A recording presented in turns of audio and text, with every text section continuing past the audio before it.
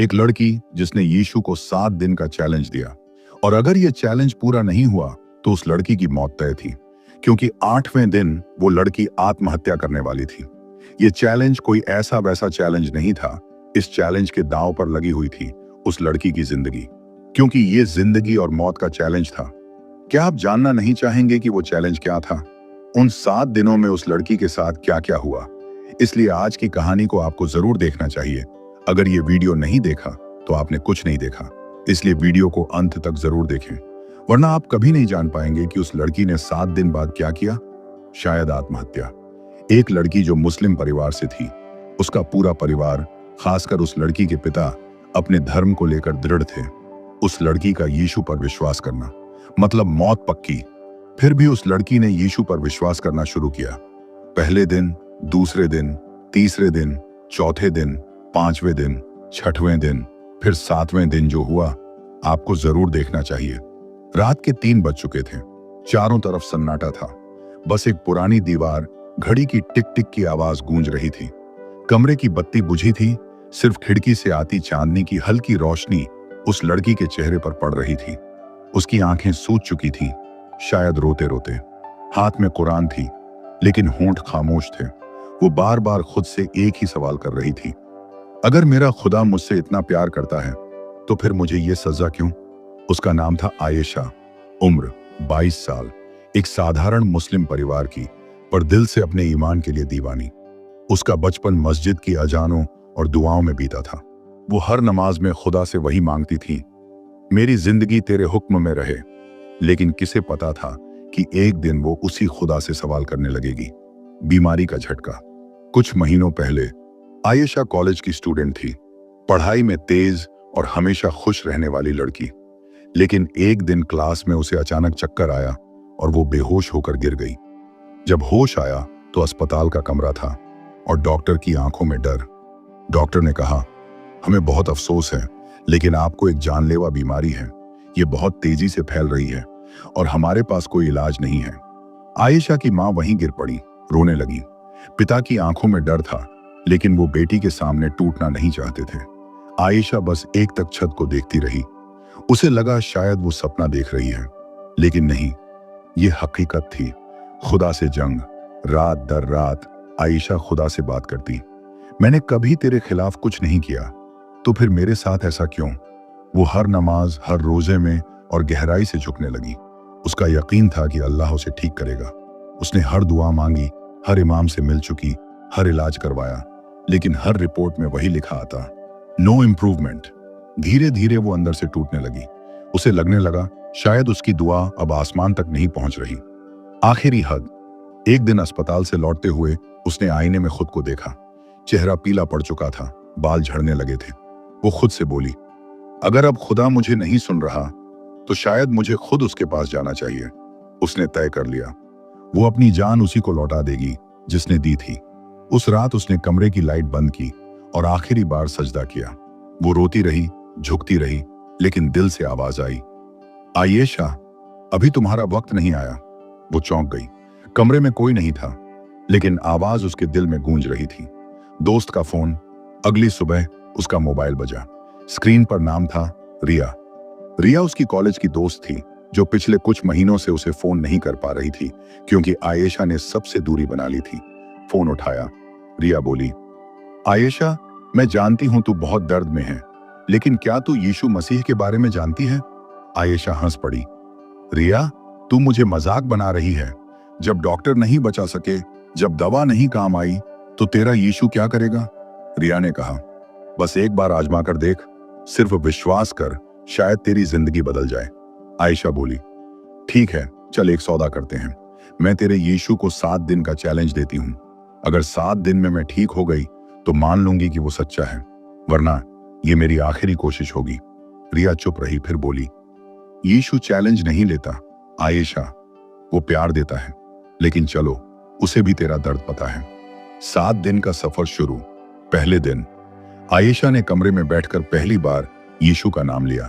उसे अजीब महसूस हुआ, जैसे कोई उसे देख रहा हो। वो डरी भी, लेकिन दिल में कुछ हल्का सा सुकून आया। दूसरे दिन उसने फिर प्रार्थना की और कहा, अगर तू सच में है तो मुझे महसूस करा।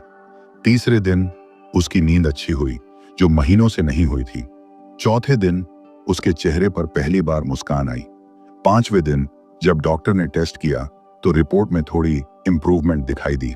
डॉक्टर बोले, ये कैसे मुमकिन है? छठे दिन वो घर में धीरे धीरे चलने लगी। सातवां दिन सुबह की धूप में खड़ी होकर उसने आसमान की तरफ देखा और कहा, अगर तू सच में है तो अब मैं तेरी हूं। वो पल जिसने सब कुछ बदल दिया। सातवें दिन शाम को उसने अस्पताल जाकर टेस्ट कराया।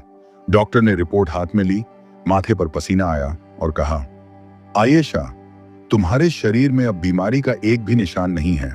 मां रो पड़ी। पिता हैरान थे। डॉक्टर पूछ रहा था, आप किस इमाम के पास गई थी? कौन सी दवा ली? आयेशा ने धीरे से मुस्कुराकर कहा, न कोई इमाम, न कोई दवा, मेरे यीशु ने मुझे ठीक किया है। 7 दिन का चैलेंज अब उसकी जिंदगी की सबसे बड़ी गवाही बनने वाला था। भाग 2, सच्चाई का बोझ। खिड़की से आती धूप अब पहले जैसी नहीं थी। वो अब किसी साधारण दिन की रोशनी नहीं थी, वो नई जिंदगी का इशारा थी। आयेशा अस्पताल के बिस्तर पर बैठी थी। उसकी मां बार बार उसके माथे को छू रही थी, मानो यकीन करना चाहती हो कि ये कोई सपना नहीं है। पिता के चेहरे पर सन्नाटा था, ऐसा सन्नाटा जो बोलता नहीं पर बहुत कुछ कह जाता है। डॉक्टर फाइल पलट रहा था, बार बार रिपोर्ट को देख रहा था, फिर आयेशा को। हमने ऐसा कभी नहीं देखा, कैंसर के सभी निशान गायब। आयेशा बस मुस्कुरा दी। उसकी आंखों में चमक थी, लेकिन उसके दिल में एक तूफान, एक सवाल।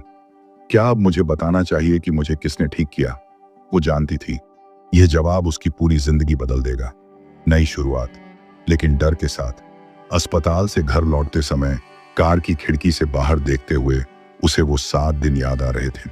हर एक रात, हर एक प्रार्थना और वो एहसास जो उसने पहले कभी नहीं किया था। लेकिन अब घर लौटते ही सब कुछ अलग था। माँ हर वक्त नमाज पढ़ने को कहती, पिता रिश्तेदारों को बुलाने लगे। हर कोई कह रहा था, अल्लाह ने करिश्मा किया है।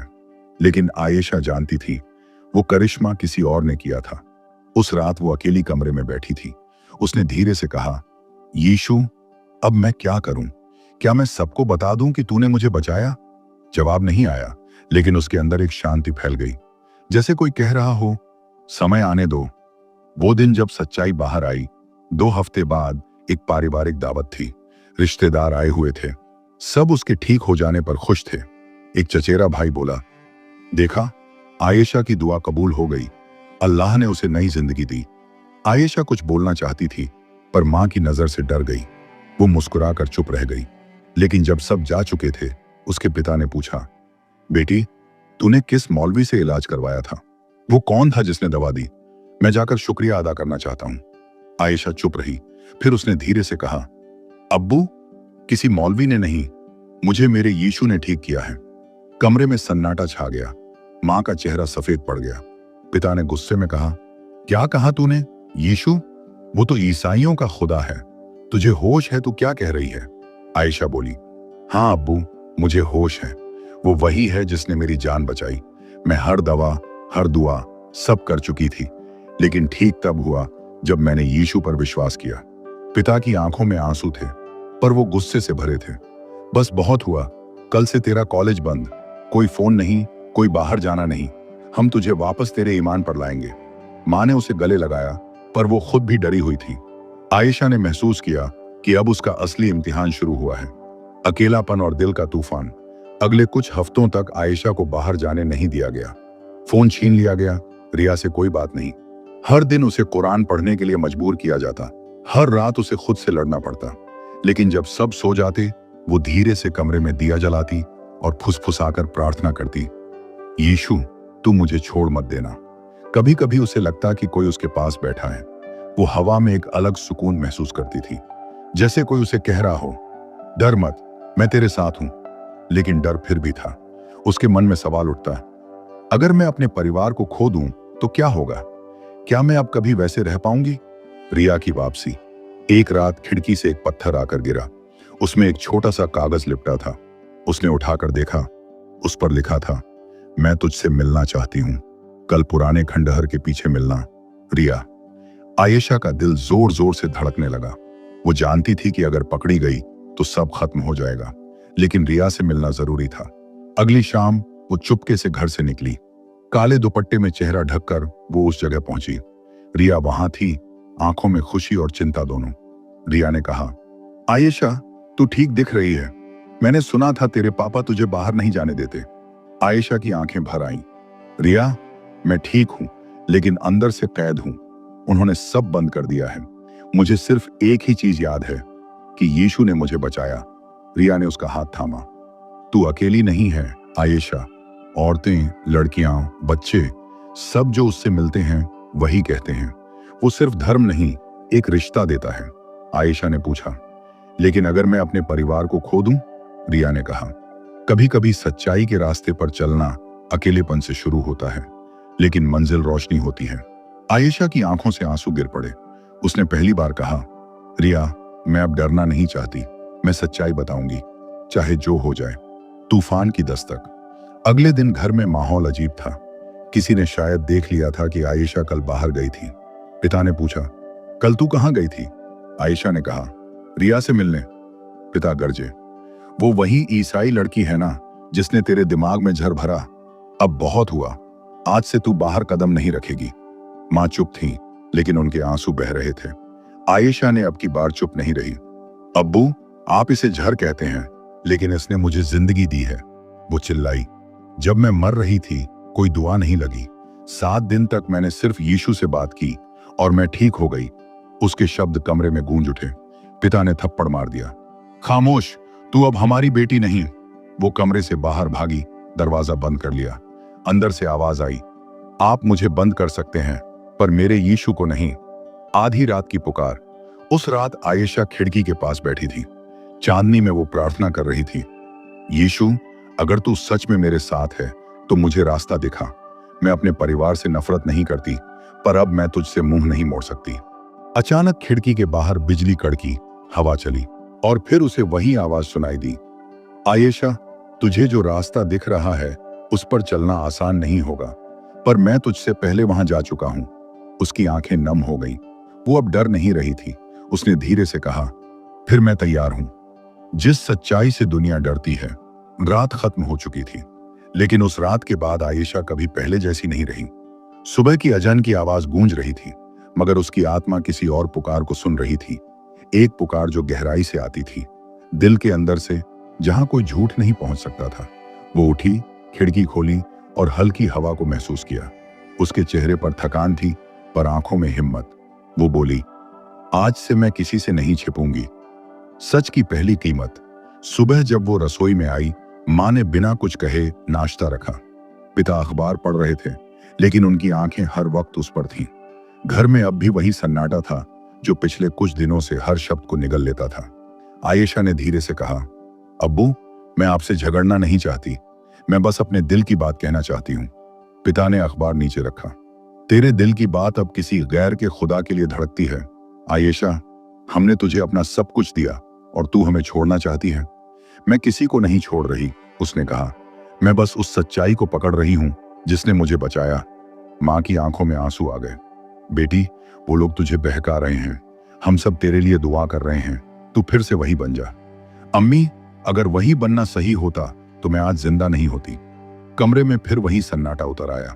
पिता उठे, दरवाजा पटक कर चले गए। मां बस उसे देखती रही, बिना शब्दों के। रिया का संदेश। उसी दोपहर दरवाजे पर एक चिट्ठी मिली। रिया ने लिखा था, आयशा, आज शाम को चर्च में एक सभा है। वहां कुछ लोग हैं जो तेरी तरह सच्चाई ढूंढते हैं। वहां आना, शायद तू अकेली ना रह जाए। आयशा ने दिल से ठाना, वो जाएगी, लेकिन कैसे? पिता हर वक्त निगरानी में रखते थे। उस रात उसने देखा कि पिता सो चुके हैं। वो धीरे से दरवाजा खोला और घर से निकल गई। रात की सड़कें सुनसान थीं, सिर्फ हवा चल रही थी और किसी दूर से आती नमाज की गूंज। वो चलते चलते एक पुराने गली में पहुंची, जहां एक छोटी सी इमारत थी जिसके बाहर हल्की रोशनी जल रही थी। दरवाजे पर लिखा था, जेजस हील्स चर्च। वो मुस्कुरा दी, अंदर कदम रखा। नई दुनिया, नया एहसास। अंदर सन्नाटा नहीं, बल्कि संगीत था। लोग गा रहे थे, किसी को देखकर खुशी से झूम रहे थे, किसी की आंखों में आंसू थे, किसी के चेहरे पर शांति। रिया ने उसे देखा, दौड़कर गले लगा लिया। तू आ गई। आयशा ने चारों ओर देखा। उसे लगा जैसे ये वो जगह है जहां कोई सवाल नहीं पूछता, बस सुनता है। एक महिला उसके पास आई, बोली, तू वही है ना जो 7 दिन के बाद ठीक हुई थी? आयशा ने सिर झुका लिया। हाँ, पर अब सब मुझसे नाराज हैं। महिला ने कहा, यीशु ने कभी वादा नहीं किया कि रास्ता आसान होगा, पर उसने कहा था, मैं तेरे साथ रहूंगा दुनिया के अंत तक। आयशा की आंखें भर आईं। उसे लगा जैसे किसी ने उसके दिल को छू लिया हो। गवाही का दिन, सभा के दौरान जब सब अपने अनुभव बांट रहे थे, रिया ने कहा, आज हमारे बीच एक लड़की है जिसने मौत के दरवाजे से लौटकर यीशु को पाया है। लोगों की नजरें उस पर टिक गईं। आयशा कांपते हुए खड़ी हुई, माइक्रोफोन हाथ में लिया और बोली, मेरा नाम आयशा है। मैं एक मुस्लिम परिवार से हूं। मैं अपने ईमान पर पूरा विश्वास करती थी, लेकिन जब जिंदगी ने मुझसे सब छीन लिया, तब मेरे खुदा ने मुझे नहीं सुना, पर किसी और ने सुना। मैंने उसे चैलेंज दिया था और उसने मुझे जिंदगी दी। हॉल में सन्नाटा छा गया। फिर किसी ने कहा, हालेलुया, और पूरा हॉल तालियों से गूंज उठा। आयशा की आंखों से आंसू गिर रहे थे। वो मुस्कुरा रही थी, पहली बार, बिना डर के। घर में तूफान। रात को जब वो लौटी, दरवाजा बंद था। पिता बाहर खड़े थे, चेहरा आग की तरह लाल। कहाँ थी तू? मैं चर्च गई थी अब्बू। चर्च? उन्होंने गरजते हुए कहा, अब तुझे शर्म नहीं आती? हमारी इज्जत मिट्टी में मिला दी। मां ने रोकने की कोशिश की, लेकिन उन्होंने दरवाजा खोला और चिल्लाए, कल से तू इस घर में कदम नहीं रखेगी। जा, उसी के पास जा जिसने तुझे बहकाया है। आयशा ने एक पल में सब समझ लिया। अब उसकी जिंदगी 2 रास्तों में बढ़ चुकी थी। उसने मां का हाथ थामा। अम्मी, मैं आपसे बहुत प्यार करती हूं, लेकिन अगर मैं झूठ जीती रही तो मेरी आत्मा मर जाएगी। मां रोती रही, उसे गले लगाती रही, पर पिता ने दरवाजा बंद कर दिया। इस बार सचमुच हमेशा के लिए। अकेली, लेकिन टूटी नहीं। उस रात आयशा सड़कों पर चली जा रही थी। बारिश हो रही थी, वो भीग रही थी, पर भीतर एक अजीब गर्मी थी। वो एक बस स्टॉप के पास बैठ गई। उसकी सारी चीजें भीग चुकी थीं, बस जेब में एक छोटी बाइबल थी जो रिया ने दी थी। उसने उसे खोला और पहली पंक्ति पढ़ी, मैं तुझे कभी नहीं छोड़ूंगा और तेरा साथ नहीं छोड़ूंगा। उसकी आंखें नम हो गईं। तो फिर मैं भी नहीं छोड़ूंगी। उसी समय रिया की कार वहां आ गई। तू यहां क्या कर रही है? आयशा ने कहा, अब मेरे पास कहीं जाने को नहीं। रिया ने दरवाजा खोला, तो फिर यही तेरी जगह है। नई सुबह। रिया ने उसे अपने घर में जगह दी। वो अब चर्च के साथ काम करने लगी। बीमार लोगों से मिलती, उनके लिए दुआ करती और अपनी कहानी सुनाती। धीरे धीरे उसकी पहचान बनने लगी। कई अखबारों में खबर आई, मुस्लिम लड़की ने यीशु में पाया नया जीवन। ये खबर उसके पिता तक भी पहुंची। उनके रिश्तेदार, मोहल्ले वाले सब बातें करने लगे, कहीं हंसी, कहीं गालियां। लेकिन आयशा अब डरती नहीं थी। वो जानती थी कि सच्चाई हमेशा दर्द देती है, पर अंत में वही जिंदा रहती है। खतरा। एक रात चर्च के बाहर कुछ लोग इकट्ठा हुए। हाथों में डंडे थे, नारों में गुस्सा। धर्म बदलवाने वाले देशद्रोही हैं। चर्च के अंदर लोग छिप गए। रिया और आयशा एक कमरे में थीं। दरवाजे के बाहर पत्थर फेंके जा रहे थे। आयशा ने रिया का हाथ थामा। अगर ये अंत है तो भी मैं डरूंगी नहीं। रिया ने कहा, नहीं, ये अंत नहीं, ये शुरुआत है। उसी वक्त बाहर पुलिस आ गई। भीड़ भाग गई, लेकिन इस घटना ने सबको हिला दिया। सच्चाई की आग। अगले दिन एक न्यूज चैनल ने उसका इंटरव्यू लिया। रिपोर्टर ने पूछा, क्या तुम्हें डर नहीं लगता कि समाज तुम्हारे खिलाफ है? आयशा ने कहा, जब मैं मर रही थी तब किसी ने मेरा साथ नहीं दिया। जब मैंने यीशु का नाम लिया, मुझे जिंदगी मिली। अब डर किस बात का? रिपोर्टर ने पूछा, क्या तुम अपने पुराने धर्म को गलत मानती हो? आयशा मुस्कुराई, मैं किसी को गलत नहीं कहती, पर मैंने जो सच्चाई देखी उसे मैं झूठ नहीं कह सकती। वो शब्द पूरे देश में गूंज गए। कुछ ने उसे धर्मद्रोही कहा, कुछ ने आस्था की मिसाल। अदृश्य सुरक्षा। एक रात रिया के घर के बाहर कुछ लोग फिर से आए। शोर शराबा, धमकियां, पत्थर। रिया ने दरवाजा बंद किया, लेकिन दिल में डर था। आयशा बोली, डर मत, उसने कहा था, मैं तेरे साथ हूं। वो दोनों घुटनों पर बैठकर प्रार्थना करने लगी। अचानक एक तेज हवा चली। घर के बाहर की सारी लाइटें बुझ गईं और फिर कुछ ही मिनटों में सन्नाटा छा गया। सुबह जब पुलिस आई तो देखा सारे पत्थर वहीं पड़े थे, पर आसपास कोई नहीं था। आयशा ने कहा, वो फिर आया था मेरी रक्षा करने। मां की चिट्ठी। कई महीनों बाद एक दिन डाक में एक लिफाफा आया। उस पर लिखा था, तेरी अम्मी की तरफ से, उसने कांपते हुए खोला। बेटी, तेरा अब्बू अब भी गुस्से में है, पर जब तू बीमार थी तब मैंने रोज तेरे लिए दुआ की थी। आज जब तुझे टीवी पर देखा तो लगा तू सच में खुश है। अगर तेरा यीशु तुझे खुश रख रहा है तो शायद वो सच है। तेरी अम्मी। आयशा फूट फूट कर रो पड़ी। उसने आसमान की तरफ देखा। धन्यवाद प्रभु, अब मैं अकेली नहीं हूं। एक नई पुकार। एक दिन चर्च के पादरी ने कहा, आयशा, लोग तुझसे प्रेरित हो रहे हैं। तू चाहो तो तू खुद भी सेवा कर सकती है, उन लोगों के लिए जो सच्चाई ढूंढ रहे हैं। आयशा ने मुस्कुराते हुए सिर हिलाया। अब वो वही लड़की नहीं थी जो कभी डरती थी। वो अब एक गवाही थी, एक जिंदा सबूत कि ईमान की ताकत क्या कर सकती है। रात का वक्त था। आयशा चर्च के सामने खड़ी थी। हल्की बारिश हो रही थी, आसमान में बिजली चमक रही थी। उसने हाथ फैलाए और कहा, मैं वो लड़की हूं जिसने 7 दिन में मौत से जिंदगी पाई, और अब मेरी जिंदगी उन्हीं 7 दिनों की गवाही है। बारिश उसके चेहरे पर गिर रही थी। आसमान में गूंजती बिजली जैसे उसके शब्दों की साक्षी बन गई थी। दूर कहीं कोई आवाज आई, तूने अच्छा किया आयशा, बहुत अच्छा। वो मुस्कुराई। अब मेरी कहानी खत्म नहीं हुई, अब तो शुरू हुई है विश्वास की परीक्षा। आयशा अब सिर्फ एक लड़की नहीं थी, बल्कि एक प्रतीक बन चुकी थी, एक जिंदा गवाही कि विश्वास और ईमान कभी व्यर्थ नहीं जाते। लेकिन यह सच्चाई जितनी शक्ति देती थी, उतनी ही खतरे लेकर आई। मीडिया का ध्यान। आयशा की कहानी ने धीरे धीरे पूरे शहर में हलचल मचा दी। पहली रिपोर्ट स्थानीय समाचार चैनल पर आई। मुस्लिम लड़की ने यीशु पर विश्वास करके जानलेवा बीमारी से बचाव पाया। खबर वायरल हुई। कई लोग हैरान थे, कई लोग गुस्से में। कुछ ने इसे झूठ कहा, कुछ ने इसे चमत्कार बताया। आयशा अपने कमरे में बैठी थी, टीवी की स्क्रीन को घूर रही थी। रिया ने पास जाकर कहा, देखा, अब सिर्फ तुम्हारे घर में नहीं, पूरे शहर में लोग बात कर रहे हैं। अब तेरा विश्वास हर किसी की नजरों में है। आयशा ने सिर हिलाया। मैं जानती हूं रिया, लेकिन मुझे डर भी लग रहा है। अब लोग मेरी ओर देखेंगे और कुछ लोग इसे स्वीकार नहीं करेंगे। सत्ता और विरोध। एक दिन उसके पिता के दोस्त और पड़ोसी आए। तुम्हारी बेटी ने हमारी इज्जत मिट्टी में मिला दी। अब पूरे मोहल्ले में लोग कहते हैं कि हमने बेटी खो दी। आयशा ने कहा, मैंने कोई इज्जत नहीं छीनी, मैंने सिर्फ अपनी जिंदगी बचाई। पिता ने गुस्से में कहा, अब से तुम हमारी बेटी नहीं, किसी और की हो। मां भी रो रही थी, लेकिन आयशा का मन अब डर के बजाय दृढ़ था। उसने कहा, अगर मैं उनके साथ नहीं रह सकती तो मैं अपने विश्वास के साथ रहूंगी, और अगर वह रास्ता सही है तो मैं अकेली भी नहीं हूं। चर्च में संघर्ष। चर्च में उसकी उपस्थिति ने लोगों को प्रेरित किया। बीमार लोग, परेशान लोग, अकेले लोग, सब उससे मिलना चाहते थे। लेकिन कुछ धर्मगुरु और कट्टरपंथी लोग इसे स्वीकार नहीं कर रहे थे। एक दिन चर्च के बाहर कुछ कट्टर लोग इकट्ठा हुए। ये लड़की हमारी परंपरा को मिटाने आई है, इसे सबक सिखाया जाएगा। आयशा और रिया भीतर बैठी। डर मत आयशा, रिया ने कहा। उसने कहा था, मैं तेरे साथ हूं। लेकिन जब भीड़ बढ़ती गई, पुलिस को बुलाना पड़ा। आयशा को अब समझ में आया कि उसके विश्वास की परीक्षा अब सिर्फ व्यक्तिगत नहीं, बल्कि सार्वजनिक भी हो गई है। आस्था की चुनौती। चर्च में एक सभा बुलाई गई। आयशा को मंच पर बुलाया गया। लोग पूछ रहे थे, क्या सच में तुम्हारी बीमारी यीशु के नाम से ठीक हुई? आयशा ने गहरी सांस ली और कहा, हां, मैं मरने वाली थी, और जब मैंने अंतिम कोशिश में यीशु पर विश्वास किया, मुझे जिंदगी मिली।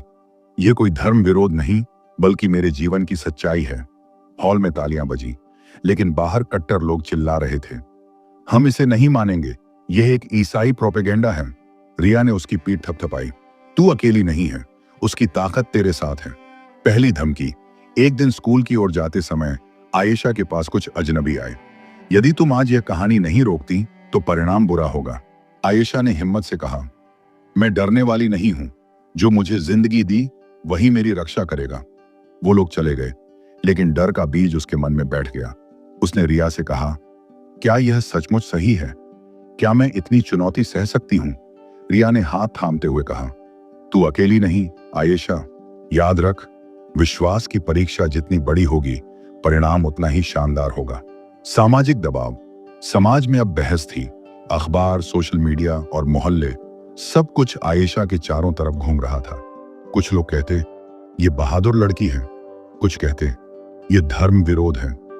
आयशा ने यह समझा कि अब उसकी जिंदगी केवल व्यक्तिगत मामला नहीं रही, अब उसकी कहानी दूसरों के विश्वास और सच्चाई की मिसाल बन गई थी। आत्मविश्वास का पल। एक दिन अस्पताल में उसी बीमारी के कुछ रोगी आयशा से मिलने आए। वो रो रहे थे, डर में थे।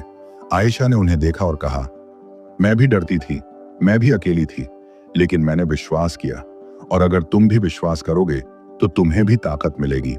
रोगियों की आंखों में आशा की चमक आई, उनकी आंखों में विश्वास का बीज बो गया। रात को चर्च में सभा हुई। आयशा मंच पर खड़ी थी। बाहर कट्टर लोग खड़े थे, पुलिस सतर्क थी, लेकिन आयशा की आंखों में डर नहीं, केवल विश्वास था। वो बोली, जो मुझे जीवन दिया वही मेरी रक्षा करेगा, और जो मेरे साथ है उसे कोई हरा नहीं सकता। बारिश शुरू हो गई, हवा चली, और आयशा की आवाज ने पूरी सभा में गूंजा, अब मेरी कहानी केवल मेरी नहीं, बल्कि हर उस व्यक्ति की है जिसने जीवन में डर और परीक्षा का सामना किया। 7वें दिन की गवाही। सपनों की चेतावनी। आयशा की जिंदगी अब सामान्य दिखती थी, लेकिन हर रात वही डर और सवाल उसे सताता था। सपनों में वह यीशु दिखाई देता, एक अंधेरे कमरे में, चारों तरफ धूम। सिर्फ एक आवाज गूंजती, आयशा, कुछ लोग तेरी कहानी को रोकना चाहते हैं। याद रख, 7वें दिन की गवाही तुम्हारी सबसे बड़ी शक्ति है। आयशा उठी, बिस्तर पर बैठकर सांसें संभाली। उसने देखा कि उसका विश्वास अब केवल व्यक्तिगत अनुभव नहीं, बल्कि एक मिसाल बन चुका है। समाज और मीडिया का दबाव। सुबह होते ही शहर में उसके बारे में खबरें फैली। मुस्लिम लड़की ने यीशु से पाया नया जीवन। कई लोग इसे चमत्कार मानते थे, कुछ कट्टरपंथी इसे धर्म विरोध कह रहे थे। आयशा ने खुद से कहा, अब मैं डरने वाली नहीं, जो सच है वही सामने आएगा। चर्च में रिया और कुछ विश्वासियों के साथ उसने मिलकर लोगों की मदद करना शुरू किया। बीमार, अकेले, डर से जकड़े लोग उसके पास आते। वो उन्हें प्रार्थना और विश्वास की ताकत दिखाती। लेकिन बाहर कट्टर लोग लगातार, अगर उसने मुझे बचाया तो वही मेरी रक्षा करेगा। 7वें दिन की तैयारी। 7वां दिन आ गया। यह वही दिन था जिसे उसने शुरू से अपने जीवन का मोड़ माना था। रिया ने कहा, आज रात सब देखेंगे कि सच्चाई कितनी बड़ी है। चर्च में सभा बुलाई गई। बाहर पुलिस तैनात थी। कट्टर लोग विरोध में खड़े थे, पर आयशा अब डरती नहीं थी। आयशा मंच पर खड़ी हुई। उसकी आंखें चमक रही थीं। हवा में हल्की बारिश थी। बारिश की बूंदें जैसे उसके विश्वास को दर्शा रही थीं। सार्वजनिक गवाही। आयशा ने लोगों से कहा, मुझे जानलेवा बीमारी थी। डॉक्टर्स ने कहा था कि कोई इलाज नहीं। मैंने हर दवा, हर कोशिश की, लेकिन असली ताकत मिली यीशु के विश्वास से। लोग चुप थे। कुछ लोग आंसू बहा रहे थे, कुछ लोग विश्वास नहीं कर पा रहे थे। आयशा ने आगे कहा, मैं सिर्फ अपने अनुभव नहीं बता रही, मैं यह गवाही दे रही हूं कि विश्वास, सच्चाई और प्यार की शक्ति सबसे बड़ी है। हॉल में तालियां बजी। कट्टर लोग चिल्लाए, लेकिन पुलिस ने उन्हें रोक दिया। खतरे और चमत्कार। रात के अंधेरे में चर्च के बाहर अचानक कुछ लोग इकट्ठा हो गए, हाथों में डंडे, पत्थर। रिया ने दरवाजा बंद कर दिया। आयशा ने कहा, डर मत, जो मुझे जीवन दिया वही हमारी रक्षा करेगा। बाहर अचानक बिजली कड़क गई, हवा चली, और देखते ही देखते भीड़ भाग गई। चर्च में सब स्तब्ध थे। आयशा ने महसूस किया कि वही शक्ति उसे बचा रही है। परिवार का सामना। इसके बाद आयशा के पिता ने खुद चर्च पहुंचा। वो गुस्से में थे, लेकिन आंखों में डर भी था। बेटी, ये सब क्या है? हमारे घर की इज्जत का क्या हुआ? आयशा ने कहा, अब्बू, ये मेरी इज्जत नहीं, मेरी जिंदगी है। अगर मैं सच नहीं कहती तो मेरी आत्मा मर जाएगी। पिता की आंखें नम हो गईं। लेकिन अगर यह सच है तो क्या हम इसे स्वीकार करेंगे? आयशा ने मुस्कुराकर कहा, अगर सच है तो उसे किसी डर की जरूरत नहीं। मां रोते हुए आई, गले लगा लिया। पिता भी धीरे धीरे उसे गले लगा रहे थे। इस बार कोई गुस्सा नहीं, सिर्फ समझ और प्यार। सामाजिक और धार्मिक प्रभाव। आयशा की कहानी अब पूरे देश में फैल चुकी थी। समाज और धर्मगुरु दोनों इसे लेकर बहस कर रहे थे। कुछ कहते, यह लड़ाई धर्मों के बीच नहीं, सच्चाई के लिए है। कुछ कहते, यह प्रेरणा है। आयशा अब केवल एक लड़की नहीं, बल्कि उन लोगों के लिए उम्मीद बन चुकी थी जो विश्वास खो चुके थे। चमत्कार की पुष्टि। कुछ महीनों बाद आयशा ने एक अस्पताल का दौरा किया। बीमार लोग आए, रिपोर्ट दिखा रहे थे। सबको आश्चर्य हुआ। जो लोग मरे हुए थे उनमें भी आश्चर्यजनक सुधार हुआ। डॉक्टरों ने कहा, यह वैज्ञानिक रूप से समझ से बाहर है, ऐसा केवल चमत्कार में ही संभव है। आयशा ने सिर झुकाकर कहा, यह किसी मानव शक्ति का काम नहीं, यह विश्वास और प्यार की ताकत है। नया जीवन। आयशा अब नियमित रूप से चर्च और अस्पताल में काम करती। वो लोगों को प्रार्थना और विश्वास का महत्व बताती। रिया हमेशा उसके साथ होती। लोगों की आंखों में नई चमक आई। जो लोग पहले कट्टर थे, अब कई लोग उसका अनुसरण करने लगे। आयशा ने अपने पिता से कहा, अब्बू, मैं तुम्हारे साथ रहना चाहती हूँ, लेकिन अब मैं डर से नहीं, सच्चाई से जीती हूँ। पिता ने धीरे से सिर हिलाया। मैं अब समझ गया हूँ बेटी, तेरी कहानी केवल तुझसे नहीं बल्कि सबके लिए है। मां ने आंसू पोंछे और कहा, तू हमेशा मेरी बेटी रहेगी, चाहे रास्ता कोई भी हो। 7वें दिन की गवाही। 1 साल बाद आयशा फिर उसी जगह खड़ी थी जहां उसने पहला चैलेंज लिया था। बारिश हो रही थी, हवा हल्की चल रही थी। उसने हाथ फैलाया और कहा, मैं वो लड़की हूं जिसने 7 दिन में मौत से जिंदगी पाई, और अब मेरी जिंदगी उन लोगों के लिए प्रेरणा है जो डर और संकट में हैं। आसमान में बिजली चमकी, बारिश की बूंदें उसके चेहरे पर गिरी। वो मुस्कुराई, आंखों में आंसू थे, पर अब डर नहीं, सिर्फ विश्वास था। एक अदृश्य आवाज गूंजी, तूने अच्छा किया आयेशा, बहुत अच्छा। आयेशा ने जवाब दिया, अब मेरी कहानी खत्म नहीं हुई, अब तो शुरू हुई है। इस पूरी कहानी से हमें क्या सीखने को मिलता है? आस्था और विश्वास की शक्ति। इस कहानी की सबसे पहली और गहन सीख है सच्चे विश्वास की शक्ति। आयेशा का जीवन यह दिखाता है कि जब इंसान संकट में होता है, जीवन और मौत के बीच झूल रहा होता है, तब विश्वास इंसान को अद्भुत शक्ति प्रदान करता है। आयेशा को जब जानलेवा बीमारी लगी तो डॉक्टरों और चिकित्सा विज्ञान ने उसे कोई उम्मीद नहीं दी। उसके आसपास के लोग भी उसकी मौत की संभावना को स्वीकार कर चुके थे, लेकिन उसने अपनी आत्मा, अपनी चेतना और अपनी आस्था को अपने विश्वास में केंद्रित किया। उसने यीशु पर विश्वास करके खुद को मानसिक और आत्मिक रूप से मजबूत बनाया। यही सीख हमें देती है कि सच्चा विश्वास किसी भी असंभव स्थिति में आश्चर्यजनक समाधान ला सकता है। विश्वास केवल धार्मिक गतिविधि नहीं, बल्कि मानव के मानसिक और भावनात्मक शक्ति का स्रोत है। इस कहानी से हमें यह समझ आता है कि जब हम अपने अंदर की शक्ति और ईश्वर उच्च शक्ति में भरोसा रखते हैं, तो कठिनाई भी हमें रोक नहीं सकती। विश्वास और आस्था हमें केवल आध्यात्मिक रूप से ही नहीं, बल्कि सकारात्मक मानसिक ऊर्जा और निर्णय क्षमता में भी सशक्त बनाती है। धैर्य और प्रयास का महत्व। आयेशा ने 7 दिन का चैलेंज लिया और लगातार प्रार्थना की। यह हमें सिखाता है कि जीवन में कोई भी परिणाम तत्काल नहीं आता, चाहे वह स्वास्थ्य, मानसिक शांति या कोई चमत्कार ही क्यों ना हो। 7 दिन का संघर्ष, लगातार प्रार्थना और आंतरिक आत्मविश्वास ने उसे अंततः चमत्कार के करीब पहुंचाया।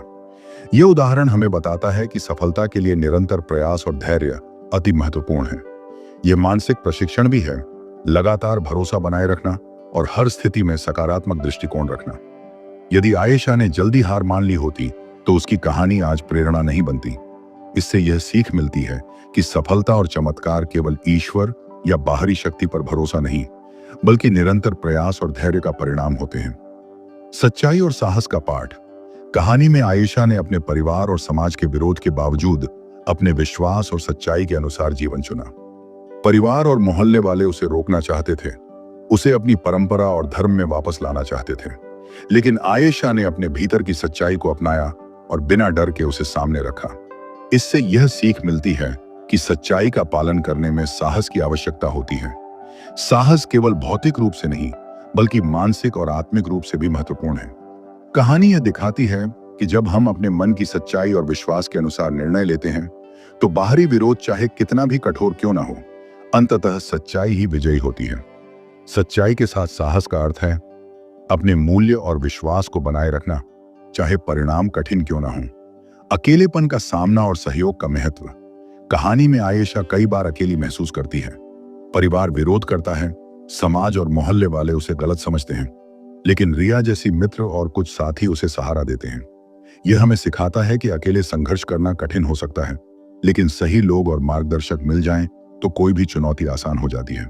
यह जीवन की सीख भी है कि संकट के समय सहारा लेने में कमजोरी नहीं, बल्कि बुद्धिमानी और शक्ति है। सहयोग और मार्गदर्शन से व्यक्ति अपने विश्वास को और मजबूत कर सकता है। कहानी यह दिखाती है कि व्यक्ति अकेला रहकर भी कुछ कर सकता है, लेकिन जब साथी और सहयोग मिलते हैं तो प्रभाव और भी गहरा होता है। धार्मिक सहिष्णुता और समझ। आयेशा का परिवार मुस्लिम था, लेकिन उसने यीशु पर विश्वास किया। इससे यह सीख मिलती है कि धर्म केवल रीति रिवाजों का पालन नहीं, बल्कि आस्था और आत्मिक संबंध का माध्यम है।